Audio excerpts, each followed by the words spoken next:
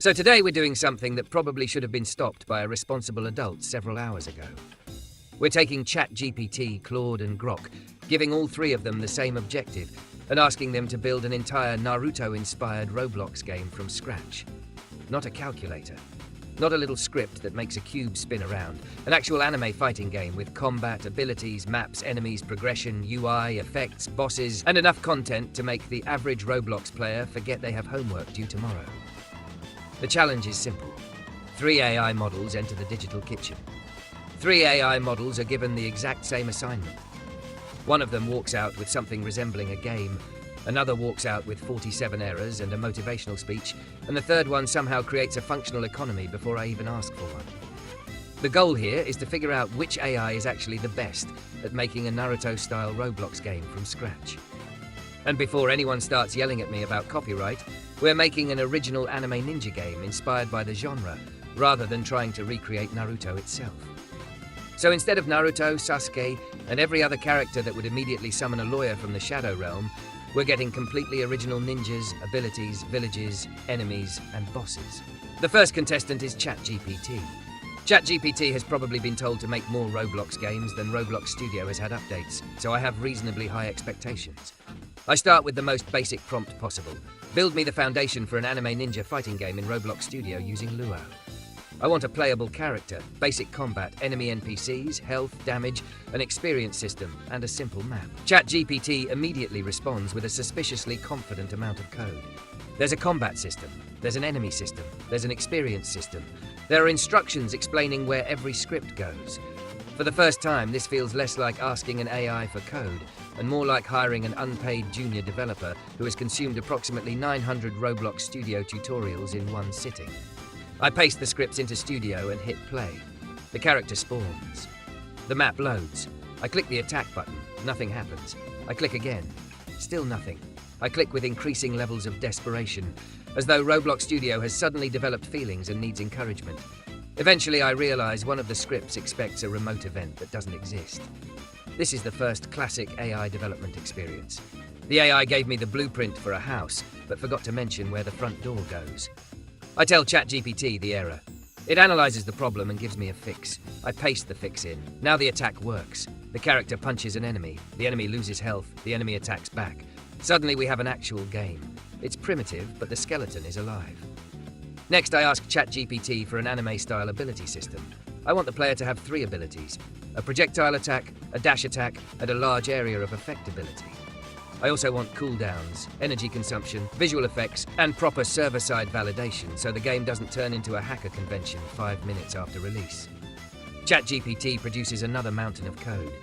I paste everything in, and after fixing a couple of errors, the abilities work. The projectile shoots forward. The dash moves the player rapidly toward enemies. The area attack damages everything nearby. The visual effects are still pretty basic, but we're getting somewhere. Then I ask for progression. The player needs XP, levels, coins, stronger abilities, enemies that become harder over time, and a boss fight. ChatGPT builds a surprisingly coherent progression system. The player earns XP from enemies, levels up, receives coins, and eventually encounters a boss with significantly more health and stronger attacks. This is where ChatGPT starts feeling dangerous in a completely different way. Not dangerous because the code is perfect. Dangerous because it is extremely willing to keep building. You ask for a feature, and it gives you the feature. Then you ask for another feature, and it gives you another feature.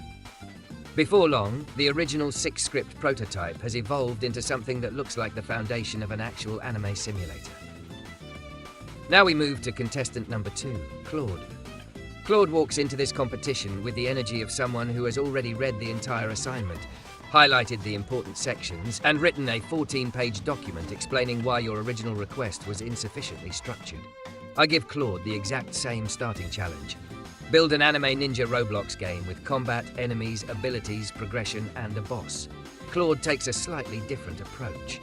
Instead of immediately throwing 900 lines of code at me, it focuses heavily on architecture. It wants clean separation between systems. Combat gets its own module. Abilities get their own module. Enemy behavior gets its own module. Data management gets its own module. This is great in theory. Then I open Roblox Studio and realize I've been given the infrastructure of a small software company when all I wanted was a guy who punches skeletons. Still, I set everything up. The game launches. The player spawns. The combat system works. The enemies work. The architecture is cleaner than ChatGPT's first attempt, and I have to give Claude credit for that. The code is easier to understand, easier to modify, and generally feels like someone considered what happens when this project grows beyond 3 scripts. I asked Claude to add a chakra-style energy system, except we're calling it focus energy because we're keeping everything original. Players spend focus energy when using abilities. The meter regenerates over time. Stronger abilities consume more energy. Claude builds it. Then I ask for an ability tree. Players should unlock techniques as they level up and choose between different paths. One path focuses on melee, another focuses on ranged attacks, another focuses on defensive abilities. Claude builds a surprisingly detailed progression tree. At this point, I'm starting to realize something. ChatGPT feels like the guy who wants to get the prototype running as quickly as possible. Claude feels like the guy who wants to make sure you don't accidentally build the prototype on top of a pile of spaghetti. Both approaches have advantages. Then we reach the part where every anime Roblox game either becomes incredible or turns into a brightly colored hostage situation. The map. I asked Claude to design a world with multiple regions, a starting village, a forest, a training ground, a dangerous mountain area, a final boss arena. Claude provides scripts for procedural structures, NPC placement, spawn points, and environmental effects. But here's the problem. AI is fantastic at describing a world. Roblox Studio still expects you to actually build the world. I can generate the logic, but I'm still staring at a bunch of blocks. So I start creating the environment using basic parts and terrain tools. The result isn't terrible, but nobody is mistaking this for a premium anime RPG. Then we move to Grock. Grock enters the competition with a completely different personality. I give it the same prompt and ask it to build the entire game. Grock immediately starts producing code. There's less architectural ceremony and more direct implementation. I ask for the same combat system, 3 abilities, enemies, progression, and boss fight. Grock creates them. I paste the code into Studio and, surprisingly, a lot of it works on the first attempt. The combat feels responsive. The enemy AI moves toward the player. The projectile ability fires correctly. The dash attack works. The area attack damages nearby enemies. Then I ask for something more complicated. I want the boss to have phases. At 100% health, the boss uses basic attacks. At 70%, it unlocks a ranged attack. At 40%, it becomes faster and summons minions. At 15%, it enters a final phase with a large ultimate attack. Grock produces the boss logic. I paste it in. The boss spawns. I attack it, its health drops, it changes phases, it summons enemies. Then it kills me in approximately 3 seconds because the damage values are apparently being calculated by a committee of people who hate me. I adjust the numbers. The boss becomes playable. Now we have 3 functioning prototypes. But a Naruto-style anime game needs something more than punching NPCs in an empty field. It needs progression. It needs identity. It needs those absurdly dramatic moments where the screen shakes because someone has pressed a button.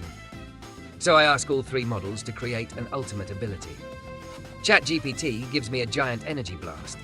Claude gives me a more structured ability with charge time, energy consumption, animation hooks, damage scaling, and cooldown handling. Grock gives me an attack that basically looks like the game has decided the sun needs to be deleted. I test all 3. ChatGPT's attack works well, but the visuals are basic. Claude's attack has better structure and control, but requires more setup. Grock's attack is visually chaotic, but when it works, it looks fantastic. The problem is consistency. Sometimes the effects spawn incorrectly. Sometimes the hitbox doesn't match the visual. Sometimes the ability sends the player into the sky for reasons known only to the Roblox physics engine and whatever ancient curse lives inside Vector 3. This brings us to the most important part of the competition. Which AI is actually the best game developer? And the answer depends heavily on what you mean by best. If you want to get from zero to prototype quickly, ChatGPT is extremely strong. It gives you complete systems, explains where things go, helps diagnose errors, and keeps expanding the project when you ask for more. If you want clean architecture and a project that has a better chance of surviving after you add another 50 features, Claude has a serious advantage. Its tendency to structure systems properly becomes more valuable as the game gets bigger. If you want rapid experimentation and aggressive feature generation, Grock is surprisingly effective. It is willing to throw ideas into the game and see what sticks. But there's another contestant in this challenge that none of these models get to eliminate. And unfortunately, that contestant is me. Because AI doesn't magically turn an idea into a finished Roblox game. Someone still needs to test the code. Someone needs to understand the errors. Someone needs to connect the systems. Someone needs to make the animations. Someone needs to build the map. Someone needs to balance the combat. Someone needs to make the UI. Someone needs to make sure the player doesn't spawn underneath the map because a single coordinate was entered incorrectly. AI is the developer assistant. Roblox Studio is the workshop. Human testing is the guy walking around the workshop hitting things with a hammer to see what breaks. And plenty of things break. At one point, ChatGPT's enemy system accidentally lets dead enemies keep attacking. Claude's progression system doesn't save properly because the data store setup needs additional configuration. Grock's boss occasionally spawns twice. The three models are slowly teaching me the most important lesson of the entire challenge. Writing code isn't the same as building a game. A game is dozens of systems that have to cooperate without murdering each other. Combat has to communicate with abilities. Abilities have to communicate with energy. Energy has to communicate with progression. Progression has to communicate with data saving. Data saving has to communicate with the player's account. The UI has to display all of this without looking like a spreadsheet made by someone experiencing a caffeine emergency. And then there's optimization. You could have the coolest ability system ever created, but if your ultimate attack spawns 4,000 particles and causes everyone's computer to turn into a space heater, nobody is going to care. So I ask all three models to optimize the game. ChatGPT immediately starts reducing unnecessary calculations and moving sensitive logic to the server. Claude focuses heavily on modularity and reducing repeated operations.